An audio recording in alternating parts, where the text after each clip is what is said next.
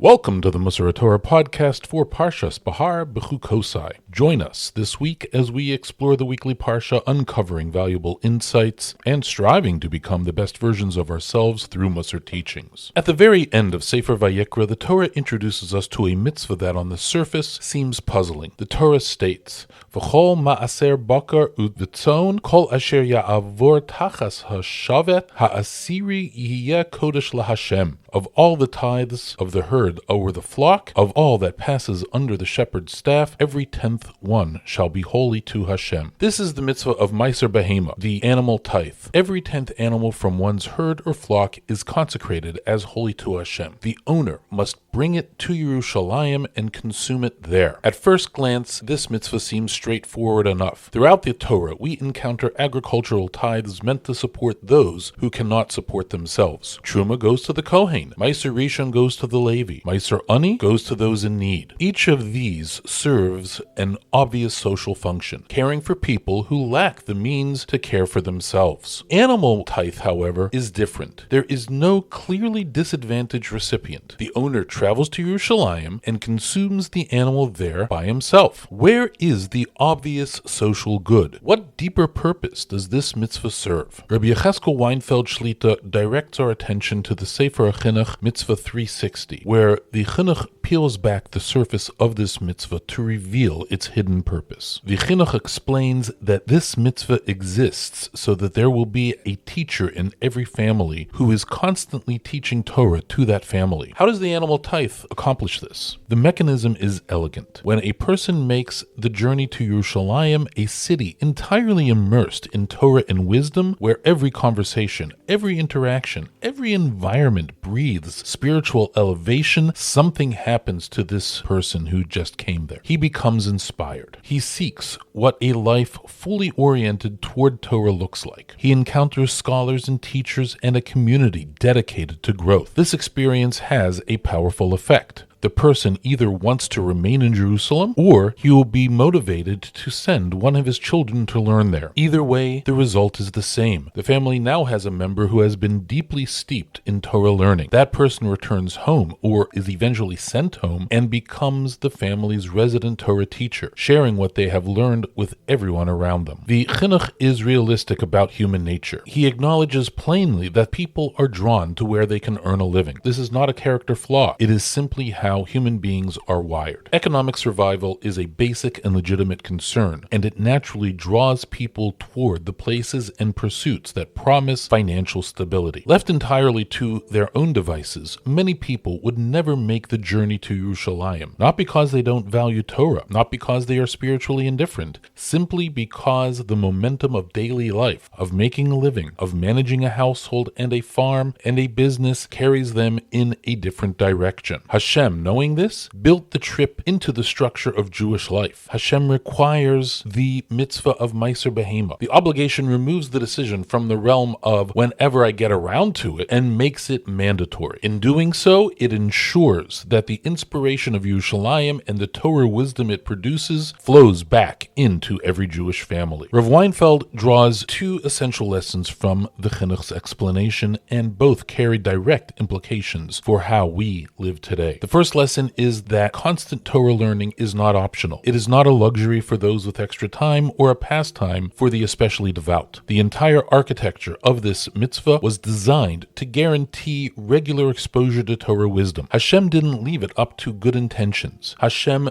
built it into the commandments themselves. This tells us something profound. Our consistent engagement with Torah must be similarly non-negotiable. We need to build it into the structure of our lives so that the busyness of earning a living doesn't crowd it out entirely. The second is that learning is not only for ourselves. The Chinuch's entire vision of this mitzvah centers on the family teacher, someone who learns and then brings that learning back to others. Torah knowledge is meant to flow outward. Whatever we absorb, we have a responsibility to share with those around us who know less than we do. This doesn't require a formal teaching role or rabbinic credentials. It means a parent sharing a Torah thought at a Shabbos table, a sibling passing along something they learned, a friend sharing an insight that moved them. The knowledge we gain is meant to multiply. This week, let's take on two related challenges that grow directly from what the Chinuch teaches. First, let's identify one specific time slot in our week, even 15 minutes, that we can commit to consistent Torah learning. Not when the mood strikes, not when things slow down, but a fixed, scheduled time. Make it as non-negotiable as any other appointment in your life. Second, share something you've learned with someone who knows less than you do. It doesn't need to be elaborate. It could be a single thought, a brief teaching, a question worth thinking about. The act of sharing is itself the fulfillment of this deeper purpose behind the animal tithe. Notice how these two obligations reinforce each other. The more consistently we learn, the more we have to share. The more we have to share, the more deeply we want to learn. The mitzvah of Meiser Behema, which at first glance seems to serve no clear social function, turns out to be one of the Torah's most powerful mechanisms for educational continuity. By requiring every family to engage with Yerushalayim's world of Torah, Hashem ensured that wisdom would flow back into every Jewish home, carried by someone who had been transformed by the experience of immersive learning. We no longer bring animal tithes to Yerushalayim. The Beis HaMikdash has not yet been rebuilt. May it be speedily in our days. But the two principles at the heart of this mitzvah, learning consistently and teaching those around you, are as applicable today as they were in the times of the Beis HaMikdash. Every family can have a Torah teacher. The question is whether we will choose to be that person. Our journey in Mussar reminds us that Hashem designs his mitzvos with extraordinary depth.